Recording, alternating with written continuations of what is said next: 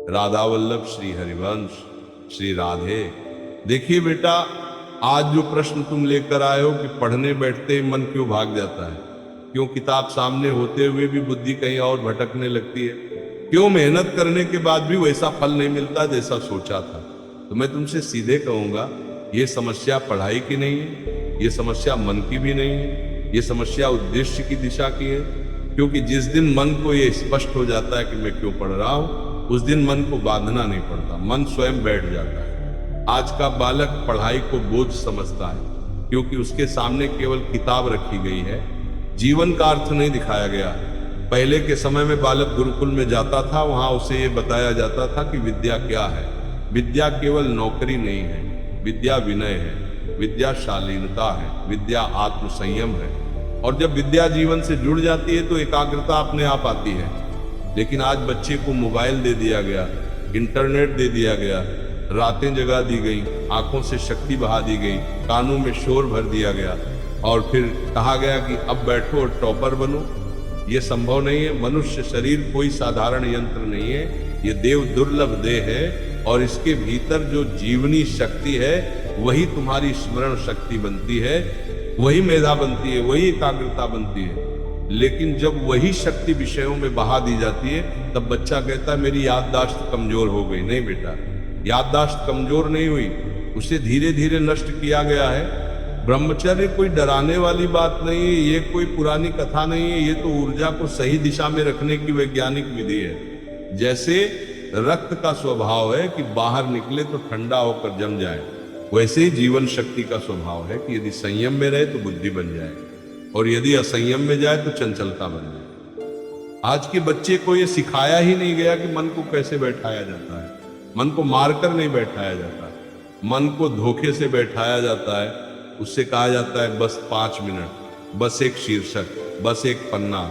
और जब मन बैठ जाता है तो वही मन कहता है एक और पढ़ लेते हैं। यही साधना है, यही अभ्यास है, यही वह रहस्य है जो बड़े बड़े सफल लोग जानते हैं लेकिन बताते नहीं। और फिर संगति, ये बात सुन लो और गांठ बांध लो। संगति बिना आवाज किए तुम्हारा भविष्य लिखती है। जिनके साथ तुम हंसते हो, जिनके साथ तुम समय गंवाते हो, जिनके साथ तुम विषयों की चर्चा करते हो, वही लोग धीरे धीरे तुम्हारा जीवन बन जाते हैं। आज की दोस्ती न सत्संग देती है, न प्रेरणा देती है, केवल भोग देती है। और भोग का अंत हमेशा खालीपन होता है। फिर वही बच्चा कहता हम डिप्रेशन में है। मैं पूछता हूं डिप्रेशन क्यों नहीं आएगा?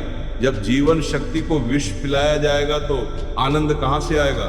भोजन देखो, नींद देखो, दिनचर्या देखो, घर का वातावरण देखो। जहां गाली है वहां ज्ञान नहीं टिकता, जहां अपवित्रता है वहां एकाग्रता नहीं रहती। और फिर माता पिता की बात, आज के बच्चे कहते हैं हम स्वतंत्र हैं, लेकिन जो इंद्रियों का गुलाम है वह स्वतंत्र कैसे हो सकता है? स्वतंत्र वही है जो अपने विवेक के अधीन चलता है, जो गुरु की बात मानता है, जो माता पिता का सम्मान करता है, जो जानता है कि यह शरीर मुझे केवल भोग के लिए नहीं मिला बल्कि कुछ बनने के लिए मिला है। और जब ये भाव आ जाता है ना बेटा, तब पढ़ाई तपस्या नहीं लगती, तब संयम बोझ नहीं लगता, तब लक्ष्य डराता नहीं है। तब मन स्वयं कहता चलो बैठते हैं, चलो पढ़ते हैं, चलो आगे बढ़ते हैं।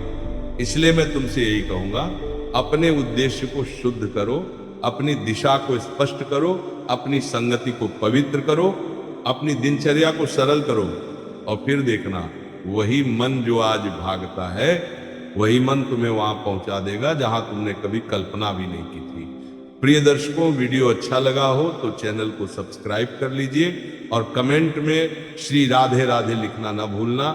चलिए मिलते हैं किसी अगले वीडियो में। बाकी आपको किस प्रॉब्लम का सॉल्यूशन चाहिए तो कमेंट में बता देना।